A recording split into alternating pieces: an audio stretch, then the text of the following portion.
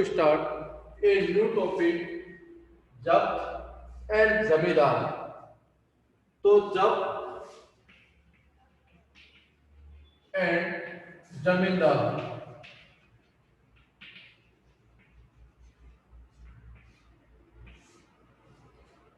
तो today's topic is zabt and zamindar. तो you know in this system how to they collect revenue. तो earlier we have discuss administration part of Mughals और now how to they can grow their administration part to run the administration to run the empire kingdom.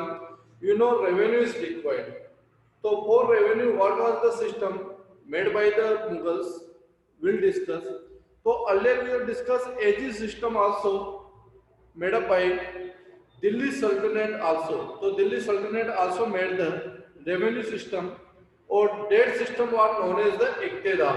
जैसे you know in Delhi Sultanate we have discussed कि there were the different type of garrison town.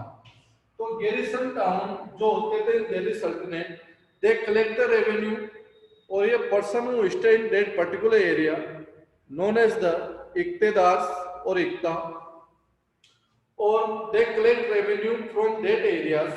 तो that was the revenue system we have discussed earlier in Delhi Sultanate. In this chapter we have discussed about the mansabdar. तो mansabdar system we have discussed earlier. Today we will revise through the slide also. मैं आज वापस उस topic को repeat करूंगा, वो may be possibility कि what was the mansabdar, how it was collected, who were the mansabdars. So those mansabdar were the person who collect the revenue from the that area. Suppose that area is the Mughal Empire. और इन Mughal empire में the extension there empire जहां उन्होंने kingdom को extensions किया है तो date area में भी allocate to the any one mansabdar. तो ये मनसबदार विदाउट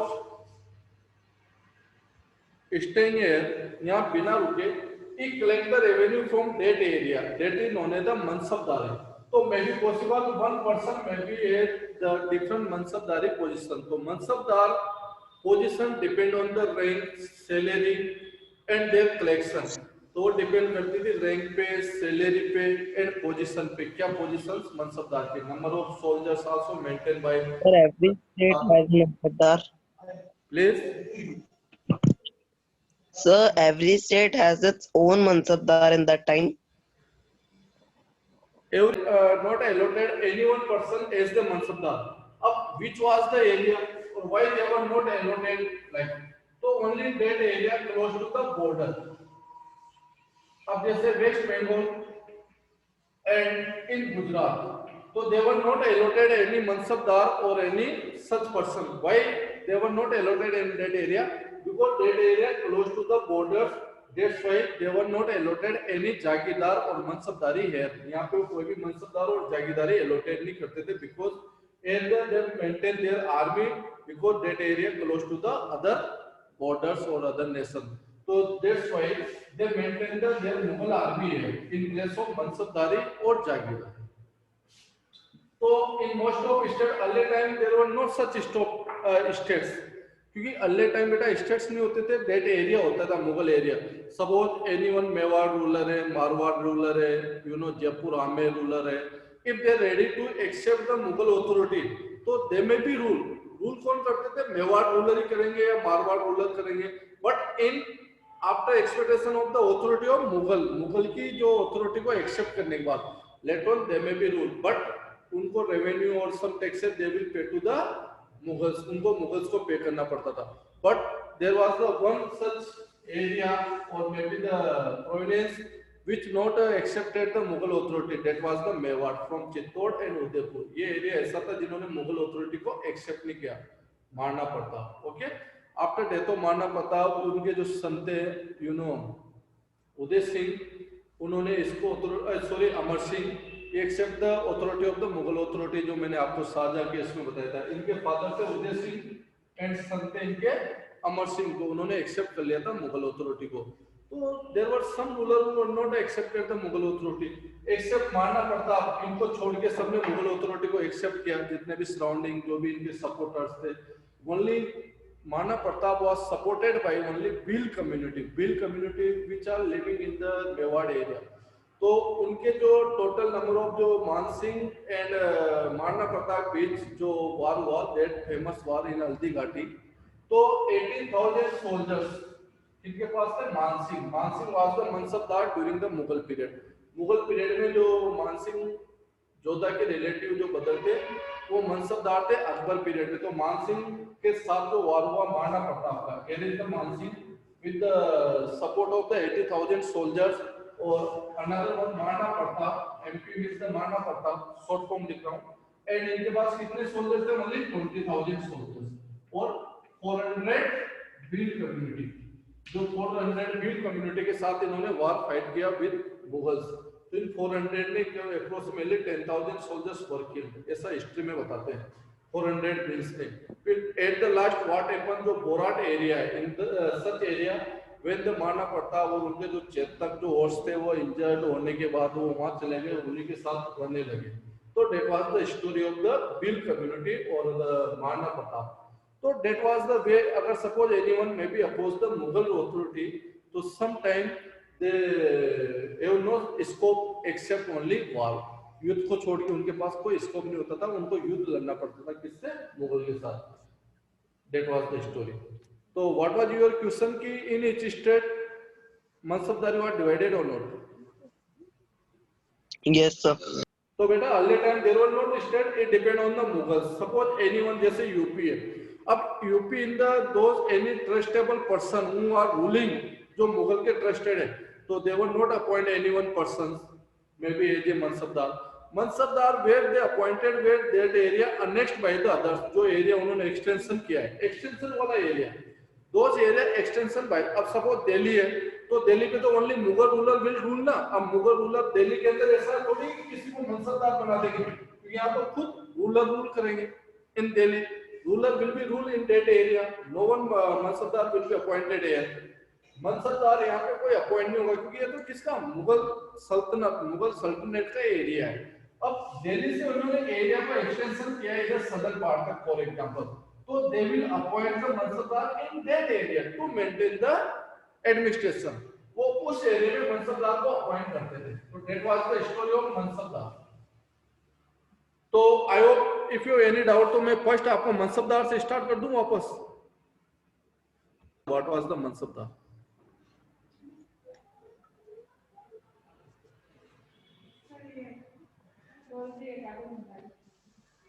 क्लास नीचे पेरेंट्स बैठेंगे, अर्जेंट है, अर्जेंट है क्या? पेरेंट्स बैठेंगे नीचे, नहीं बोलना सही, पर मैं क्लास दे रहा हूँ, तो ये पूछो कि अर्जेंट को तो भी निकल क्लास छोड़ के क्या करना है, पूछो कि क्लास ले रहे हैं तो क्लास अर्जेंट है तो निकल। जस्ट बैठी है।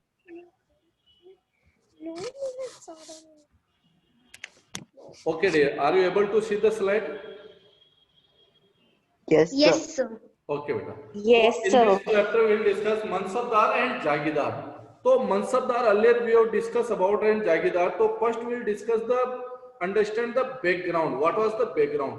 तो background means the earlier this what we were study or not। तो that was the trend to collect the revenue। ये मनसबदार कौन? वो mansabdar a person who collect the revenue, जो रेवेन्यू कलेक्ट करते थे। तो अर्ली टाइम व्हाट हैपेंस बेटा in Mughal period, most of person they were close to the Mughal. जैसे वो किसको अपॉइंट करते थे? तुर्कीस को। From the small nucleus means the in most of seats they were appointed the Turkis. And why they were appointed the Turkis और Turanis? Turkis means the that area where from the Mughal belong, native land area of the Mughals, यानी बाबर का Turkey area जो present time है। तो why they were appointed on that Turkis on the noble और top post? Because they can trust on them, वो उन पे trust कर सकते थे। But now situation is change, तो they expand to include the that area means उन्होंने अपना जो एरिया और मे बी किंगडम जब एक्सपांड किया, तो they appointed on that seat by the Iranis, some Indians, Muslim, Afghans, Rajput also, in some area Maratha also, or some other group like recruitment in Mughal services। क्यों? क्योंकि उनको new mansabdar की appointment की जरूरत पड़ेगी। अब new mansabdar, why the new mansabdar appoint, because if their area में be increase तो new mansabdar are required, simple. Those who join the Mughal service, अब कौन मनसबदार बन सकता था? दोज पर्सन या those rulers who accept the Mughal authority, जिसने मुगल अथॉरिटी को एक्सेप्ट किया है वही मनसबदार बन सकता था। अब जैसे फॉर एग्जांपल मेवाड़ से महाराणा प्रताप और not accepted the Mughal authority, तो देख Maharana Pratap can't A mansabdar of any area, किसी भी एरिया के मनसबदार नहीं बन सकते थे, वही पर्सन बन सकता था those who accepted the mansabdari. तो see the first slide, second one. अब मनसबदार का डिटेल में पढ़ते हैं। Mansabdar is the individual who hold the position और rank, a person who collect the revenue और होल्ड द रैंक। तो how to the mansabdari rank was decided? Mansabdari rank was decided by the rank, salary and military responsibility. तो what was the salary given by the, मतलब उसकी rank कौन सी है? अब rank depend करती थी बेटा, जैसे कि सपोज पुलिस है, अब पुलिस इज द फोर्सेज, जो पुलिस या फोर्सेज है तो इसमें भी एक डिफरेंट रैंक होती है, 1 स्टार, 2 स्टार, 3 स्टार, जैसे कि constable, head constable, circle incharge, CI, DSP, SP, IG, DG, like this. तो ऐसे मनसबदार भी क्या होते थे कि एक कैटेगरी के नहीं होते थे, there were the different rank, different rank मतलब कैटेगरी, तो there were the different rank of mansabdari. अब रैंक जो होती थी वो डिपेंड करती थी ऑन देयर पोजीशन, तो रैंक है, सैलरी और military responsibility depend on the mansabdari. तो जिसकी मनसबदारी टॉप रैंक होगी तो टॉप एरिया मिलेगा, सैलरी हायर होगी compare than the rank, rank के अकॉर्डिंग हायर होगी, जिसकी फर्स्ट रैंक है मैक्सिमम सैलरी होगी, और उसी के according their military responsibilities were decided, कितने सोल्जर्स उसके पास होंगे। तो this concept was known as the zat ranking, ये जाट रैंकिंग पे डिपेंड करता था जाट। अब what is the zat? The higher of the zat the more precious was the nobles position in court and large salary, यानी those person who are trustable in Mughal, और may B उसकी जो टॉप रैंक होगी तो उसी के अकॉर्डिंग जात और रैंक होती थी।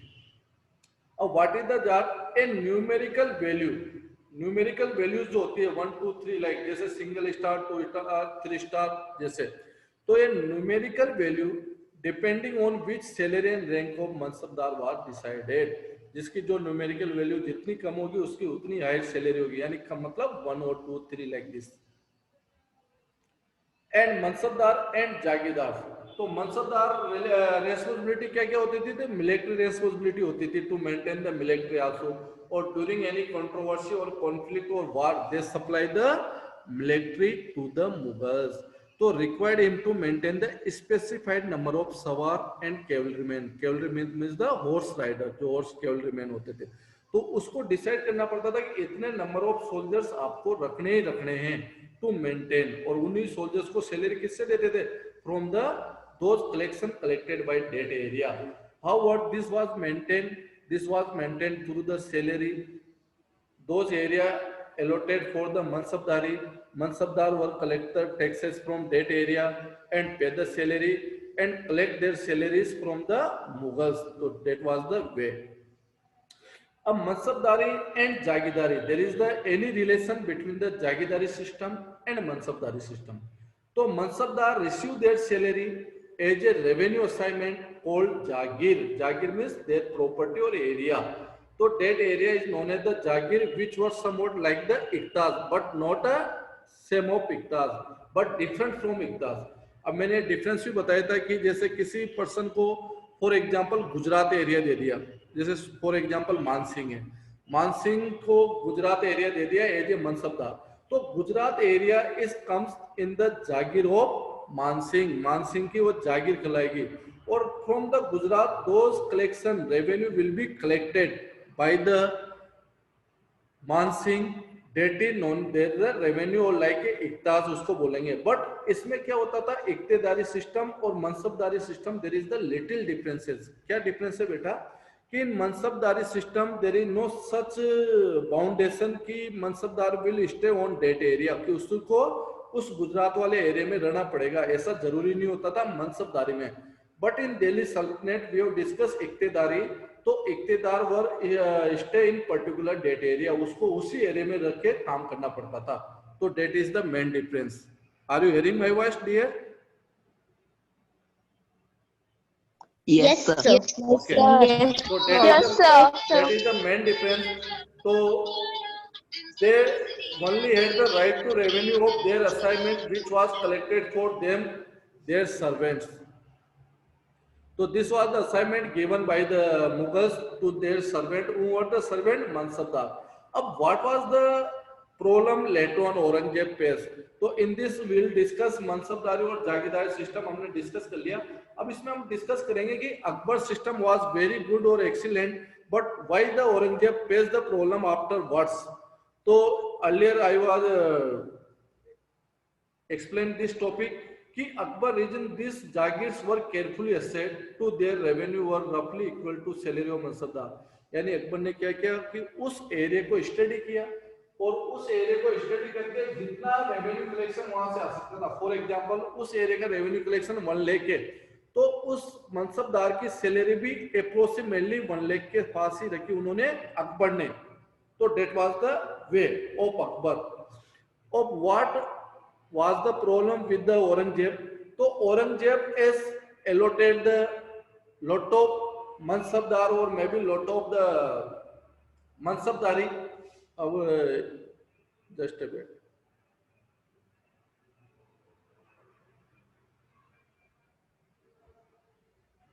चलो अब ये मेरे सामने मेरा फेस देखोगे तभी पता चलेगा।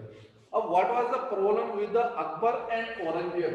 तो औरंगजेब एंड अकबर ने क्या किया बेटा, और अकबर ने क्या किया कि that area is the allotted for the मनसबदारी, 3 मनसबदारी 1 2 3 mansabdar appointed by the Akbar.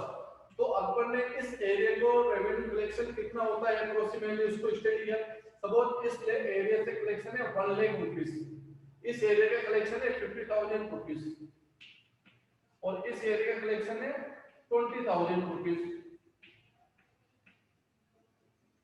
Okay, तो in this area Akbar appointed the such mansabdar जिसकी टॉप रैंक है या अच्छी रैंक है, और Akbar able to give the 1 lakh rupees salary from the Mughals collection.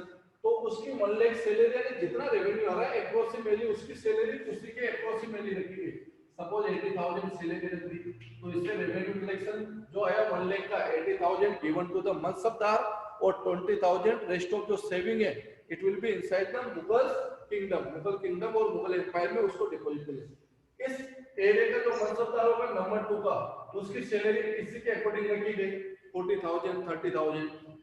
Third की भी एजेड सैलरी 15,000 या इसके अप्रोक्सीमेटली सैलरी रखी, रेस्ट ऑफ सेविंग। तो that was the way of working Akbar जो एरिया था you know during the Akbar रेज। That was the earlier it was study by the different learned person or later on Mansabdar appointed. So there was no such problem faced by the Akbar during that time Mansabdar. What was the problem with the? Sir, in that time, salary was given in coins, no? Please just wait here. When I explain later on, I will discuss. Okay, just a minute here. Just a minute. Yes, sir. Or in Aurangzeb, what happens? Suppose that area may be extended by the Aurangzeb.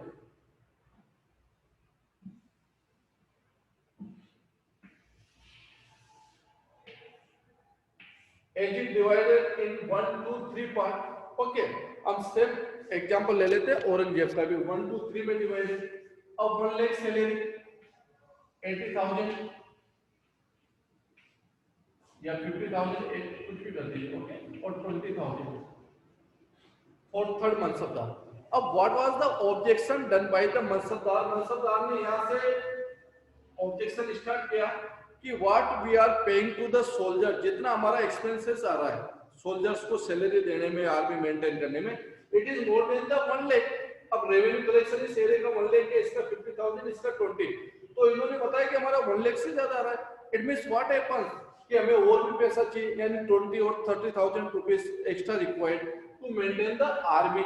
तो औरंगजेब के सामने ये problem आई, mansabdar as demanded to increase their salary, वो अपनी salary के demand करने लगे। तो सैलरी सपोज इस एरिया में 50,000 मिल रही है, इसमें 20, तो दे demand to increase their salary. और what was the excuse given by the mansabdar? Because they are able to maintain their army, lot of expenses are required. Okay, that's why they want to increase or maybe the bulk their salary.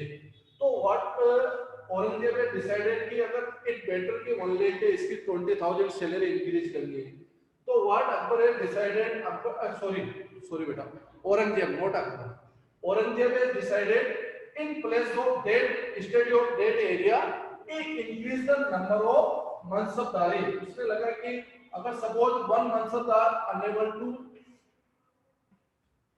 1 2 3 ये area 1, okay, अब उसको लगा कि ई unable to maintain the there expenses, तो why not इसको extra हम मंडी देंगे 20,000 30,000, it better than increase the number of mansabdar. One यहाँ मनसबदार बना दिया, अनदर मनसबदार यहाँ अपॉइंट कर दिया, 2 मनसबदार हो गए, okay, edit number of mansabdar increase कर दी। अब यू नो बेटा अर्ली टाइम कलेक्शन आ रहा था 1,50,000 20,000, इट मींस 1.70, ये टोटल एरिया का कलेक्शन है। अब एक चीज बताओ आप मुझे, number of mansabdar if we increase तो revenue collection will be increase और not? Sir. Yes, sir. Sir. Yes or no? No, sir. Revenue collection will not increase because the area is. Simple example, just a take. If in our country there is the one prime minister, और जो आपका income tax जा रहा है, income tax IT tax जो हम दे रहे हैं, इनकम टैक्स, अगर हम प्राइम मिनिस्टर को जो total number of prime minister department को जो इनकम टैक्स जा रहा है, if number of prime minister में बी इंक्रीज, तो income tax will be increase और नॉट? No, sir. नहीं ना? No, sir. Populations are fixed who are paying the income tax, क्योंकि पॉपुलेशन तो जो सिटीजन्स है जो इनकम टैक्स पे कर रहे हैं उनके नंबर क्या है बेटा, फिक्स है। तो ऐसे नेट एरिया वाज फिक्स, यानी एरिया की साइज थोड़ी बड़ी है, एरिया तो वही है जो अर्ली टाइम था भाई, मुगल का जहां तक एरिया था डेट एरिया वही एरिया था, तो कलेक्शन तो रेवेन्यू का उतना ही आएगा ना 1.70। तो changes in collection, are you agree और not? Yes, Yes, sir. sir.